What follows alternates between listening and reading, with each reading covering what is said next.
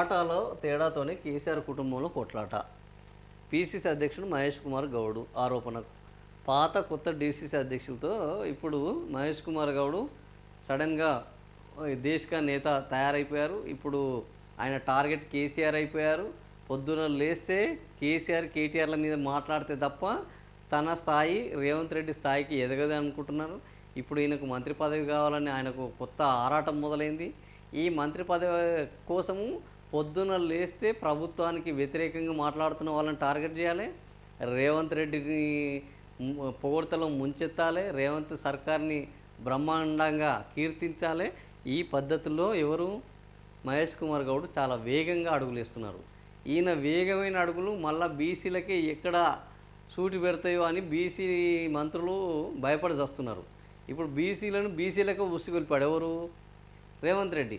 ఒక బీసీని తీసి ఇంకో బీసీకి ఇస్తానని ఒక చిన్న లీక్ ఇచ్చి పెట్టాడు. ఈ లీక్ తోటి ఇప్పుడు వాళ్ళు వణికి సస్తున్నారు. ఇది ఎవని ఆల్రెడీ బీసీలు ఉన్నదే తక్కువ, ఓ ముగ్గురు ఉన్నట్టున్నారు. ఓ కొండా సురేఖ, ఓ వాకిటి శ్రీగారి, ఒక పొన్నం ప్రభాకరు.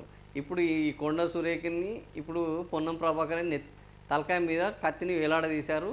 ఎప్పుడైనా వీళ్ళ ప్లేస్లకు మహేష్ కుమార్ గౌడ్ రావచ్చు అని ఒక ప్రచారాన్ని అయితే మొదలుపెట్టారు. వస్తారా సస్తారా అనేది తర్వాత విషయం. ఈయన చెప్పింది రాహుల్ గాంధీ ఈయన చెప్పినట్టు వాళ్ళకు మంత్రి పదవులు ఇస్తారా అనేది కూడా తెలియదు. కానీ ఈ ప్రచారం పెట్టి వాళ్ళని నిత్య అసంతృప్తికి, వాళ్ళని నిత్యం వేదనకు గురి చేయడంలో పార్టీలో ఉన్న ప్రభుత్వంలో ఉన్న మనశ్శాంతి లేకుండా ఉండడం ఎట్లా అని వాళ్ళని మనశ్శాంతికి దూరం చేస్తున్న నాయకులు ఎవరు? ముఖ్యమైన నేత ఎవరంటే మన ముఖ్యమంత్రి.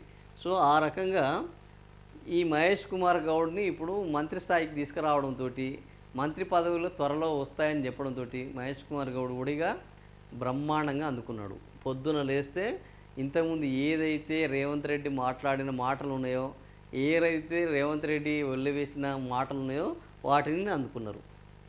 వాటాల పంచాయతీలో తేడా వల్ల కేసీఆర్ కుటుంబంలో కొట్లాట జరుగుతుంది. ఆయన శకం ముగిసిందని పీసీసీ అధ్యక్షుడు మహేష్ కుమార్ గౌడ్ అన్నారు.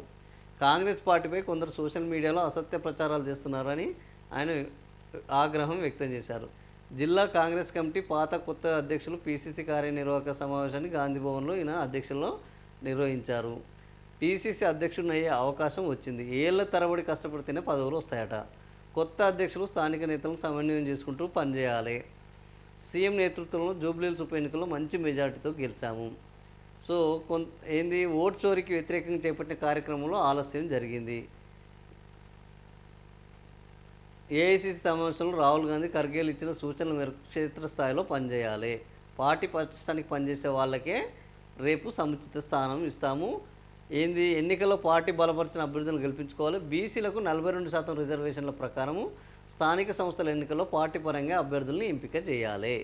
సో ఈ 42% ఇప్పుడు ఎక్కడ జరుగుతుంది, ఎప్పుడు జరుగుతుంది అనేది ఒక మిథ్యగా మారిపోయింది. 42% పేరుతోటి బ్రహ్మాండంగా ఇన్ని రోజులు జిమ్మిక్కులు చేశారు. కానీ ఎటకేలకు 42% రిజర్వేషన్లు లేకుండా ఉన్న రిజర్వేషన్లను తగ్గించి 22.79% ఉన్న రిజర్వేషన్లను 17.08కి తగ్గించి ఈరోజు రిజర్వేషన్లను ఖరారు చేసి రిజర్వేషన్ల ఊసు లేదు. మరి ఈ బీసీ నాయకులందరూ ఏమయ్యారు? ఈ రిజర్వేషన్లను ఎందుకు అడ్డుకుంటున్నారు? ఈ నామినేషన్లలో ఎందుకు బీసీల యొక్క గలం వినిపించట్లేదు? ఒక బీసీ అతనికి ఒక కోమటిరెడ్డి వెంకటరెడ్డి అనుచరులు, ఆయన ముఖ్య అత్యంత సన్నిహితులు మూత్రం దాపించారు. నల్గొండ జిల్లాలో.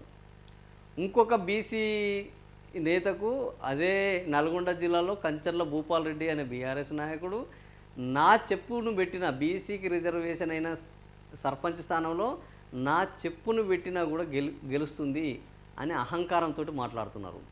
ఈరోజు కాంగ్రెస్ పార్టీలోని ఒక మంత్రులు అత్యంత అమానుషమైన విధానాలను ఇంకా మూత్రం దాపిస్తాము, బీసీలకు కులాల పేర్లతోటి విడదీస్తాము, మా కుల అహంకారాన్ని ప్రదర్శిస్తాము అని ఒక కోమటిరెడ్డి, ఒక కంచర్ల భూపాల్ రెడ్డి వీళ్ళు ఇష్టారీతిన చేస్తుంటే, అదే జిల్లాలో ఉన్న ఒక గుత్తా సుఖేందర్ రెడ్డి కానీ, ఒక ఉత్తమ్ కుమార్ రెడ్డి కానీ ఇప్పటి వరకు నోరు మీద పట్టలేదు. అరే గింత అన్యాయం, మళ్ళీ వీళ్ళు పొద్దున లేస్తే మాట్లాడే మాట ఏంటంటే బీసీ వాదం. 40 ఈ పీసీసీ చీఫ్ ఏమైనా మాట్లాడిండంటే ఇంతవరకు మాట్లాడలేదు.